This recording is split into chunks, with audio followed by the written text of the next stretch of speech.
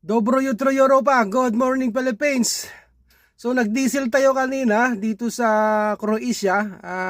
Kumuha tayo ng video para makita nyo kung magkano dito ang diesel at saka yung premium.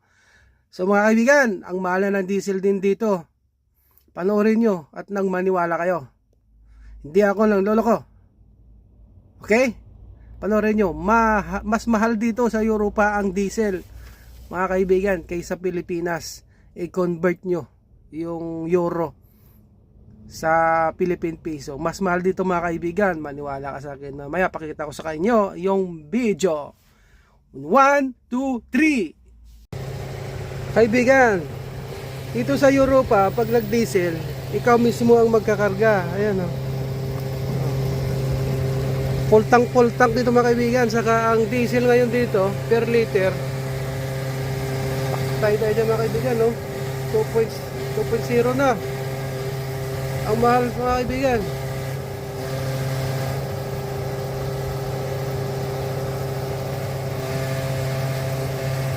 So 2 euro ang 0.5. Ang mahal na ng diesel dito mga kaibigan sa Europe. Kahit saan, worldwide, magmahal na.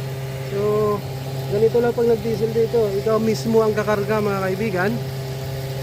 So ang mahal ng diesel dito ngayon, no? Premium.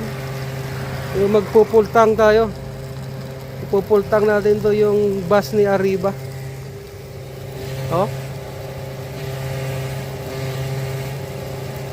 So ganito dito pag nagkarga ka ng diesel sa truck mo, kaya sa sasakyan, sa bus, ikaw ang magkakarga. Self-service dito. Gamit yung card ng kumpanya. Saka yan ang klaseng B7 diesel class D premium. Ubos yung diesel na D class plus premium lang natira kaibigan. So per liter 0.5 2 euro. Ang mahal mga kaibigan, so gawa yan ng gera sa Middle East. Dito tayo sa Lipik.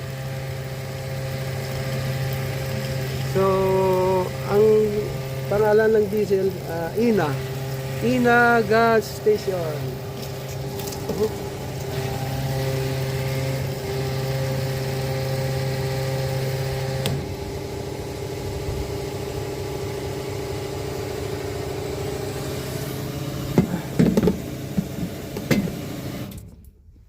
So nagkarga tayo ng 76 liters. Ang presyo niya 156.72 euro. 2.05 per liter mga kaibigan.